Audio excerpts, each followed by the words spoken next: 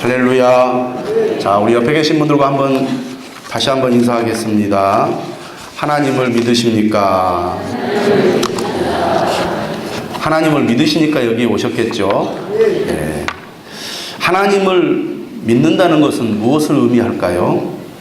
하나님이 우리를 구원해 주시는 분이라는 것을 믿는 것입니다. 하나님께서 우리를 보호해 주십니다. 하나님이 우리의 삶의 필요를 공급해 주십니다. 믿으십니까? 네. 앞으로 우리의 삶이 잘 되고 복이 있으려면 변함없이 하나님께서 우리와 함께 하시고 우리를 도와주시고 우리를 공급해 주셔야 우리가 하나님이 주시는 복을 누리게 될 것입니다.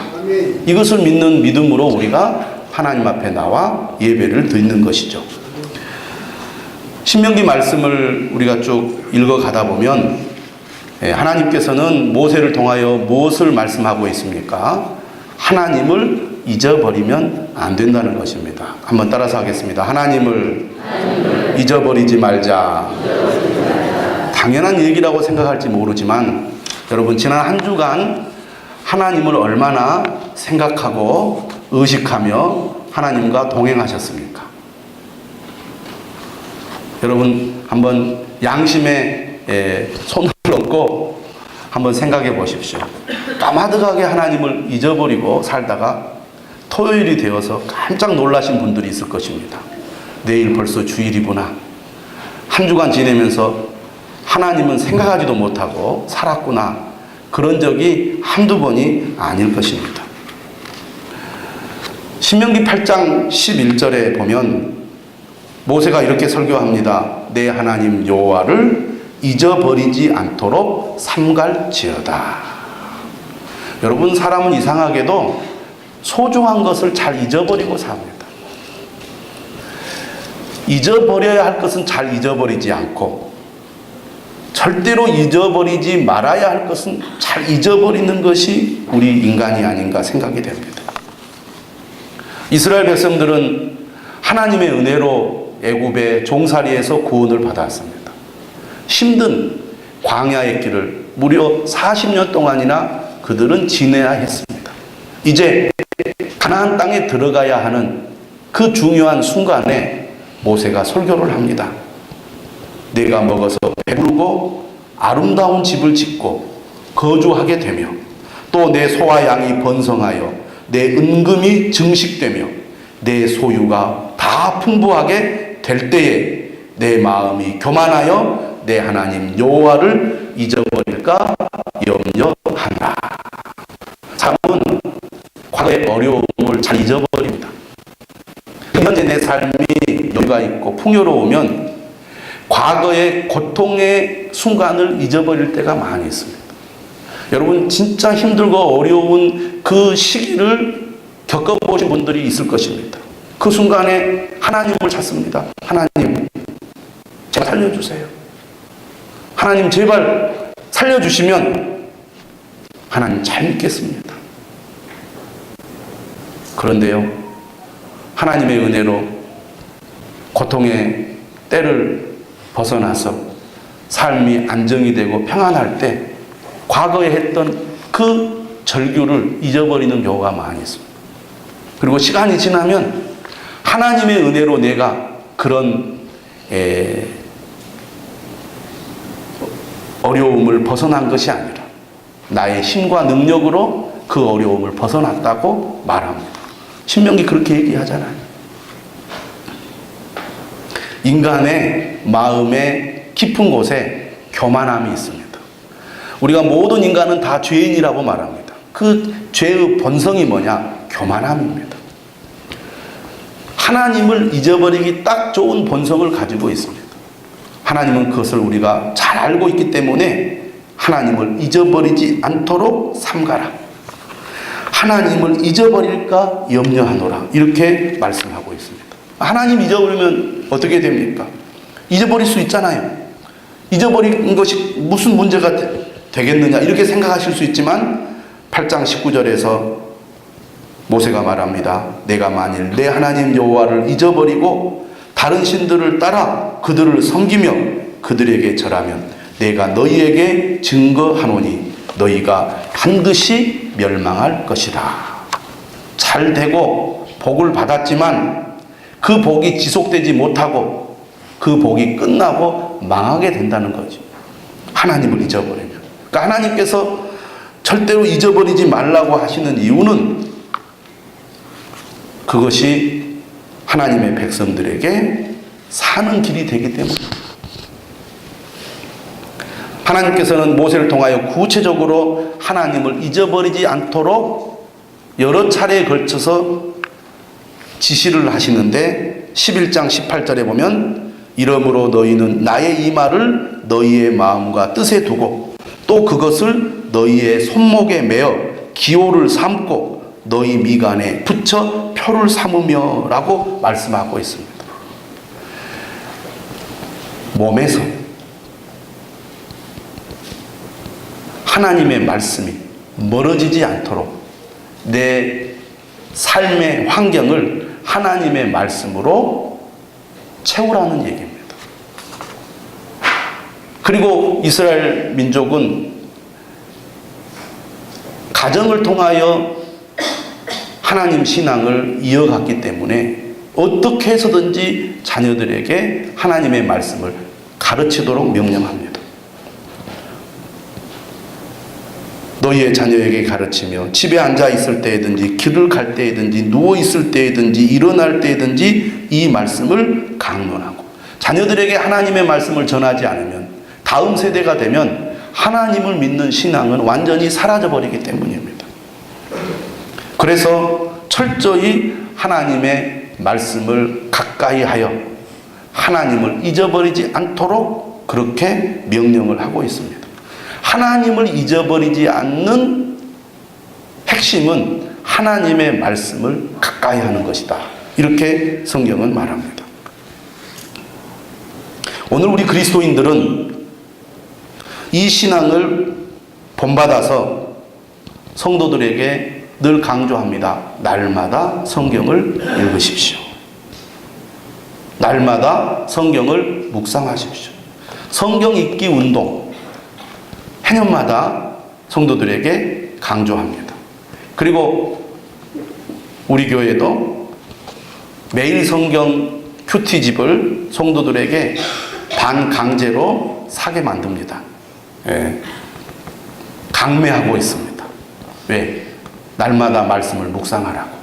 근데 성도들이 처음에는 사다가 시간이 지나면 안 사려고 합니다. 왜? 한 번도 떠들어보지 않고 매일 성경을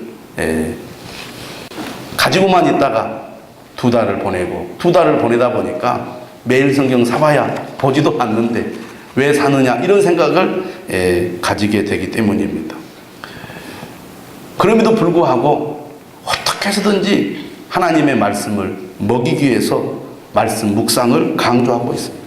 또 어떤 교회에서는 성경을 쓰도록 합니다. 성경도 잘 안 읽지 묵상도 잘 안 하니까 성경을 쓰게 되면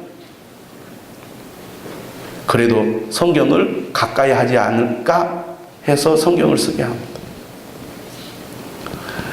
오랜 기독교 역사 가운데 성도들이 하나님의 말씀을 가까이 하도록 하는 방법 중에 하나가 성경 암송입니다.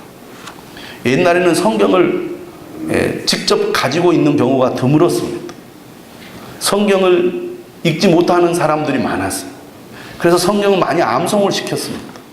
암송을 하면 마음속에 깊이 새겨지게 되고 또 잊어버리지 않게 되기 때문입니다. 여러분 특히 자녀들에게 초등학교 때 성경을 많이 암송을 시키면요 어른이 되어도 그 말씀을 잊어버리지 않습니다. 날마다 기도하라고 말합니다. 새벽기도, 한국교회의 특징 중에 하나가 새벽기도입니다. 하나님을 잊어버리지 않도록 하나님을 가까이 할 수 있도록 하기 위해서 새벽기도를 강조합니다. 한국교회가 짧은 기간에 부흥할 수 있었던 비결이 어디에 있습니까? 새벽기도죠. 날마다 기도하는 그 삶이 성도들의 삶을, 가정을, 환경을 변화시켰습니다. 그리고 짧은 시간에 기독교가 한국 전체에 퍼질 수 있었습니다. 여러분, 늘 하나님을 우리가 의식하고 살아가기 위해서는 찬송을 늘 부르는 것이 좋습니다. 근데 부르는 게 쉽지 않으니까 듣기만이라도 해라. 네. 날마다 여러분이 찬송을 자주 듣잖아요. 그러면 내 마음에 하나님을 향한 믿음이 이렇게 내 마음에 가득 차 있음을 느끼게 됩니다. 찬송을 전혀 부르거나 듣지 않는 날과 찬송을 자주 듣는 날의 마음의 상태가 다른 거예요. 근데 요즘 얼마나 우리가 좋은 시대에 살고 있습니까? 모든 사람들이 다 스마트폰을 가지고 있습니다. 스마트폰을 통해서 우리는 성경 말씀을 귀로 듣기도 하고요. 하루 내내 찬송을 들을 수도 있습니다. 하나님께서는 이스라엘 백성들을 향하여 너의 삶의 환경을 하나님의 말씀으로 포위하라 이렇게 말합니다. 하나님의 말씀으로 포위하여 다른 것들이 틈타지 못하게 하고 그리고 하나님을 잊어버리지 않도록 하라고 강조하고 있습니다. 믿음으로 산다는 것은 무엇입니까? 늘 내 마음속에 하나님을 향한 마음이 있다는 겁니다. 하나님을 생각하는 마음이 있는 겁니다. 그런 것이 뭐가 중요하겠느냐 생각할지 모르지만 우리가 살아가면서 하나님을 의식하고 살아갈 때 실제로 하나님께서 우리에게 주시는 은혜가 다릅니다. 그러므로 여러분 늘 삶 속에서 하나님과 교제하고 하나님을 의식하며 하나님을 동행하는 여러분들이 되시기를 주님의 이름으로 축원합니다. 이처럼 하나님을 잊지 말아라. 그리고 늘 하나님을 가까이 할 수 있도록 자신의 환경을 꾸며라. 이렇게 말씀하고 있음에도 불구하고 우리의 삶은 실제로 하나님만 바라보고 의지하는 삶이 되지 않는 경우가 많이 있습니다. 왜냐하면 우리의 시선을 빼앗아 가는 것들이 우리 주위에 많기 때문입니다. 오늘 본문 우리가 읽은 1절에서 3절의 말씀은 바로 그 얘기를 하고 있습니다. 12장은 본격적으로 모세를 통하여 40년 전에 하나님께서 주셨던 규례와 법도에 대해서 설명을 시작합니다. 12장부터 26장까지 계속 그 말씀을 하고 있는데 첫 번째 강조하는 말씀이 뭐냐면 2절, 3절 말씀입니다. 바로 우상을 철폐하라는 것입니다. 우상을 파괴하라는 것입니다.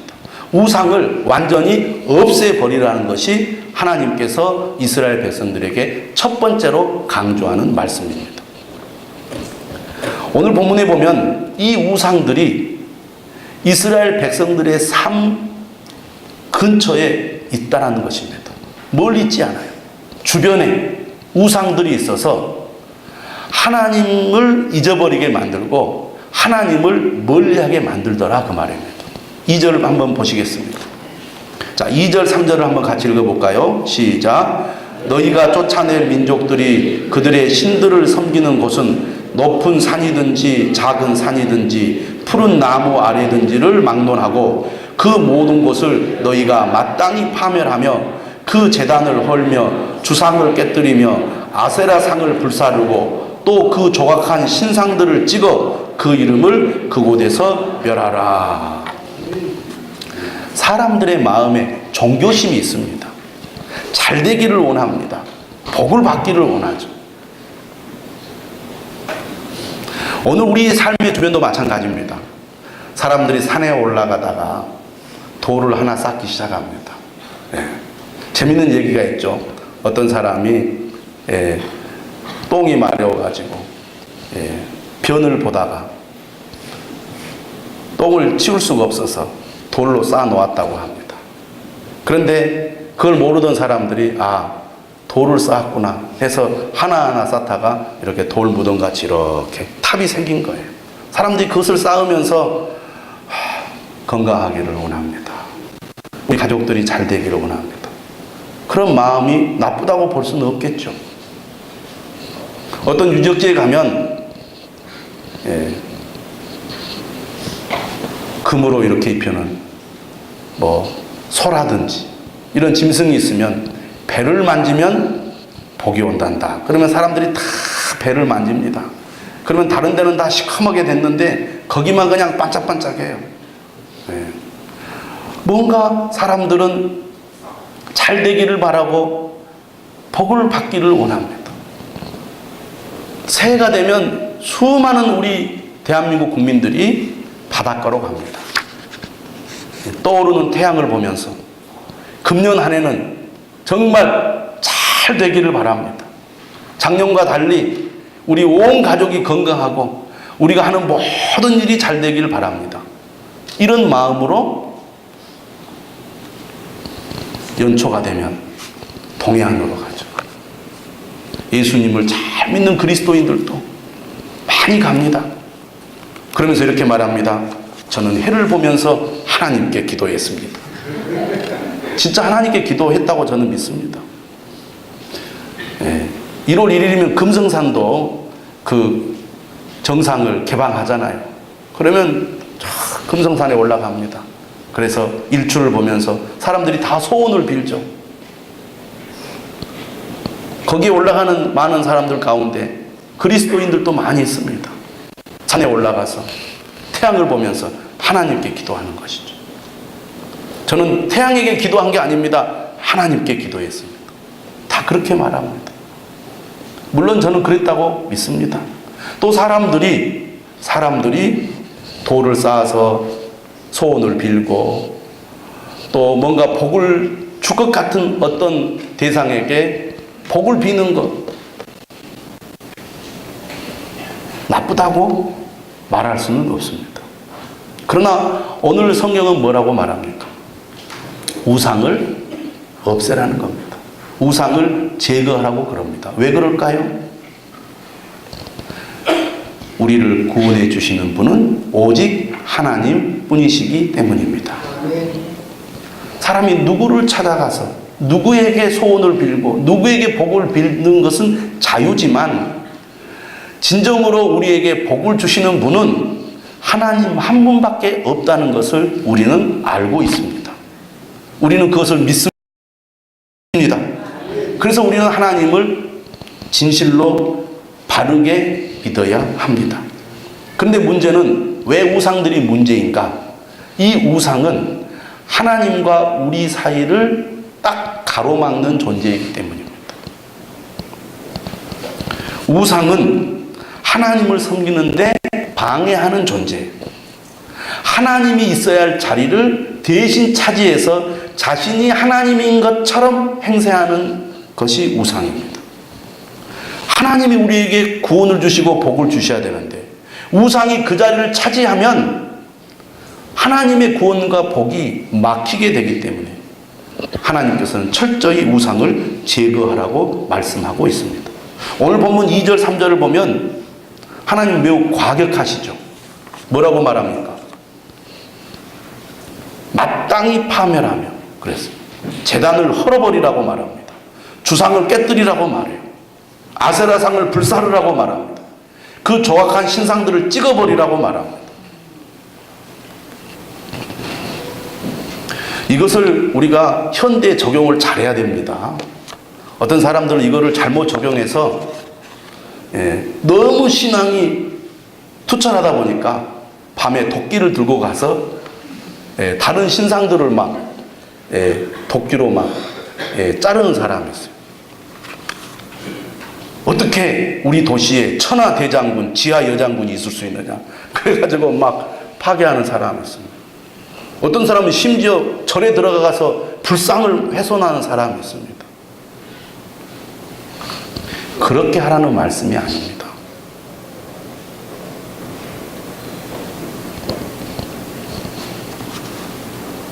오늘 이 말씀은 우리 여러 가지로 우리가 해석할 수 있는데 첫째는 믿는다는 것은 과거의 삶으로부터 완전히 돌아서는 것을 의미한다는 것입니다.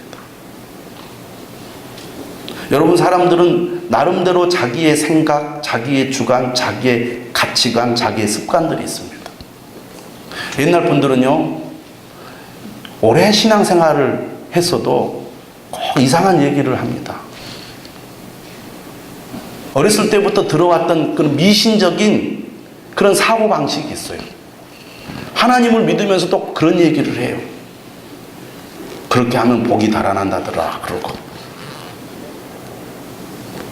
예수를 믿는다는 것은 과거의 삶, 과거의 기준, 과거의 가치관, 과거의 생각으로부터 단절하는 것입니다. 그러니까 그것을 완전히 없애버리라는 것이죠. 여러분들이 과거에 어떤 삶을 살았든지, 과거에 어떤 생각을 가지고 살았든지, 이제 내가 예수 그리스도를 믿고 하나님의 자녀가 되었다면 과거의 삶으로부터 완전히 돌아서야 될 줄로 믿습니다. 그것이 하나님의 뜻이 아니면, 하나님의 말씀이 아니면 과감히 끊어버려야 하는 것이 기독교 신앙입니다. 그걸 잘 못하니까 믿음이 제대로 뿌리를 내리지 못하는 거예요. 믿는다는 것은 망설이는 것이 아닙니다. 주저하는 것이 아닙니다. 완전히 돌아서서 나는 이제 하나님만 믿겠습니다. 하나님의 뜻만 따르겠습니다. 그것이 사는 길임을 믿습니다. 라고 결단하는 것이 믿음이라는 것이죠. 사도행전 3장 19절에 베드로가 이렇게 설교합니다. 그러므로 너희가 회개하고 돌이켜 너희 죄 없이 함을 받으라. 이같이 하면 새롭게 되는 날이 주 앞으로부터 이를 것이요. 믿는다는 것은 돌이키는 것입니다. 과거의 삶, 과거의 가치관으로부터 돌이켜서 완전히 하나님께로 내 방향을 트는 것을 말합니다. 그래야 은혜가 있습니다. 그래야 복이 있습니다. 그래야 구원이 있다는 것을 여러분 믿으시기를 바랍니다. 어정쩡하게 세상과 하나님 사이에서 왔다 갔다 해서는 안 된다는 거예요. 하나님을 믿는다는 것은 무엇을 의미합니까? 하나님께서 내 삶의 주인이 되는 것을 의미합니다. 로마서 10장 9절도 말하죠. 내가 만일 내 입으로 예수를 주로 시인하며 또 하나님께서 그를 죽은 자 가운데서 살리신 것을 내 마음에 믿으면 구원을 받으리라. 나의 주인은 누구냐? 예수가 나의 주인이어야 그게 진짜 신앙이라는 것이죠. 예수 그리스도가 나의 삶의 주인이 되는 게 진정한 믿음이라는 것입니다. 예수 그리스도를 진정으로 주인으로 모신 사람은 어떤 삶을 삽니까? 로마서 8장 5절 6절 말합니다. 육신을 따르는 자는 육신의 일을, 영을 따르는 자는 영의 일을 생각하나니 육신의 생각은 사망이요 영의 생각은 생명과 평안이니라. 예수 그리스도를 주님으로 모시고 사는 사람은 육신을 따르는 자가 아니라 영을 따르는 자입니다. 왜? 육신대로 살면 반드시 죽을 것이로되 영으로서 몸의 행실을 죽이면 살기 때문입니다. 그러므로 하나님의 영으로 인도함을 받는 사람은 곧 하나님의 아들이라고 말합니다. 우리가 하나님을 믿는다는 것은 머뭇거리지 않고 망설이지 않고 옛 삶으로부터 완전히 단절하고 하나님께로 방향을 완전히 트는 것을 말합니다. 그래서 하나님을 믿는데 방해하는 것이 있다면 그것이 무엇이든지 간에 없애버리라는 거예요. 이건 아까운데, 이건 아쉬운데 하는 순간 그것이 우리의 발목을 잡아서 하나님 앞으로 가까이 나아가지 못하도록 하는 것입니다. 나는 왜 신앙생활 하는데 믿음이 자라지 못할까? 왜 하나님의 은혜가 충만하지 못할까? 왜 하나님이 주시는 복을 누리지 못할까? 남들은 다 복을 받는다는데.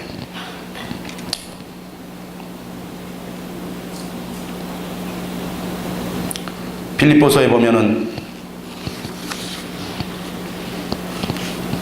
사도 바울이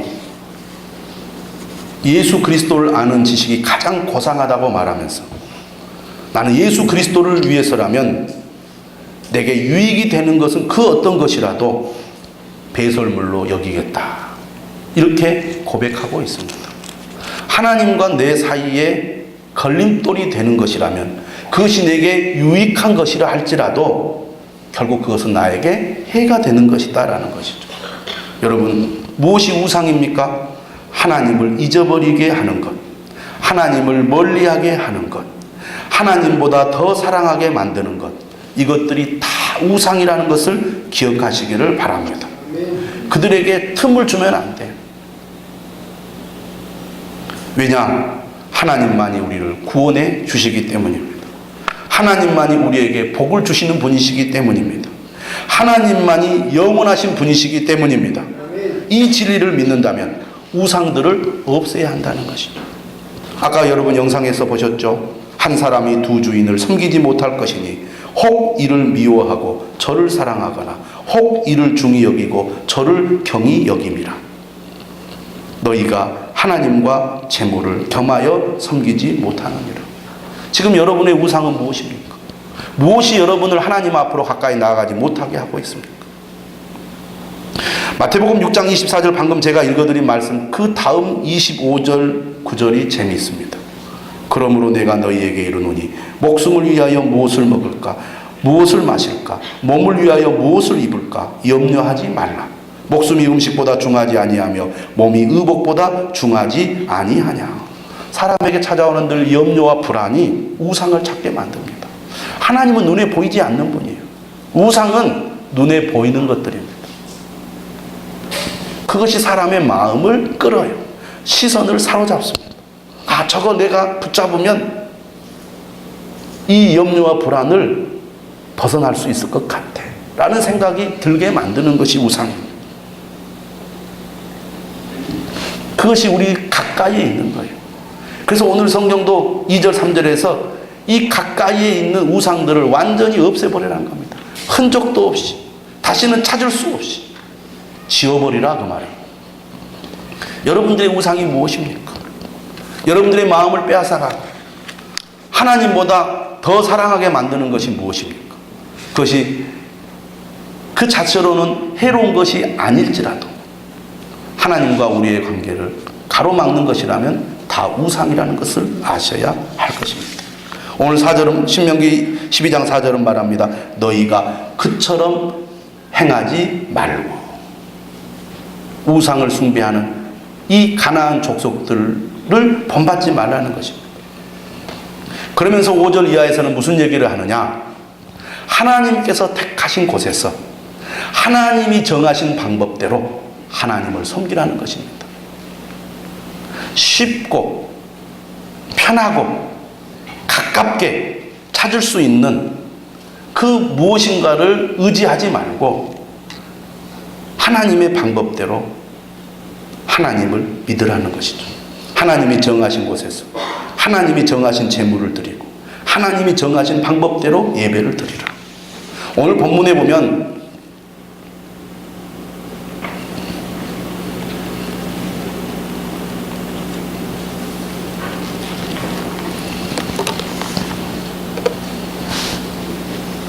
(8절에) 이런 말씀이 있습니다.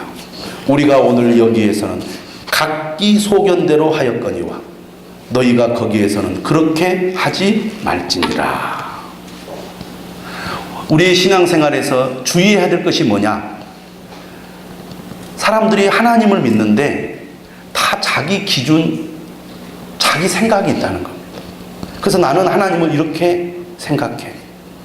나는 하나님을 이렇게 믿어야 된다고 생각해.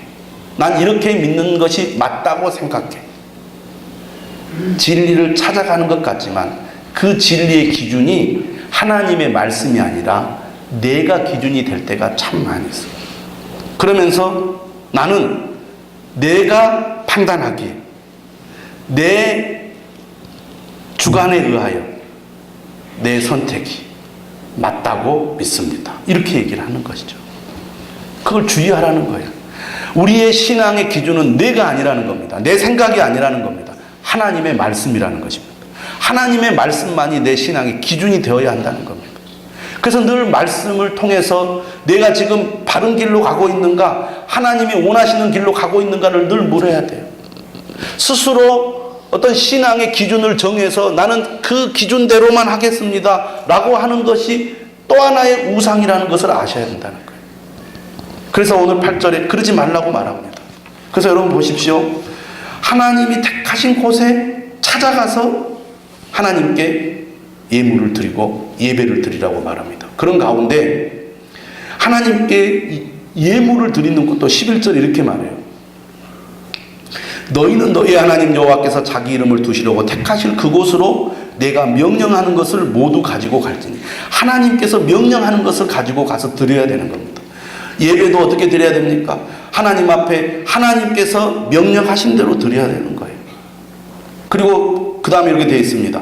곧 너희의 번제와 너희의 희생과 너희의 11조와 너희 손의 거제와 너희가 여호와께서 원하시는 모든 아름다운 선물을 가져가고 너희가 여호와께서 원하시는 모든 아름다운 선물을 가져가고 하나님이 원하시는 대로 드려야 되는 겁니다. 우리는 늘 내 행동과 내 생각을 합리화하고 변명하려고 합니다. 그러지 말라는 거죠. 하나님의 말씀이 기준이 되어야 한다. 그게 바른 신앙이다. 그런 얘기예요. 그래서 결론적으로 13절 말합니다. 너는 삼가서 내게 보이는 아무 곳에서나 번제를 드리지 말고 오직 너희의 한 지파 중에 여호와께서 택하실 그곳에서 번제를 드리고 또 내가 내게 명령하는 모든 것을 거기서 행할지니라. 오늘 말씀은 우상을 철폐하라. 무엇이 우상이냐? 하나님을 잊어버리게 하고 하나님을 멀리하게 하는 모든 것이 다 우상이다. 심지어 하나님을 믿고 하나님을 섬긴다고 하는 사람이 하나님 말씀대로 하지 않고 각기 소견대로 하는 것도 사실 우상을 섬기는 것과 다르지 않다라고 말씀하고 있는 것입니다. 여러분, 하나님만이 우리의 구원자이심을 믿으시기를 바랍니다. 하나님이 우리와 함께 하시고 도와주셔야 우리의 삶이 복되고 영원한 구원이 있을 줄 믿으시기를 바랍니다. 그렇다면 우상을 버리고 하나님이 원하시는 대로 하나님을 섬기는 저와 여러분들이 되어야 할 것입니다. 이 은혜가 저와 여러분들에게 있기를 주님의 이름으로 축원합니다. 찬송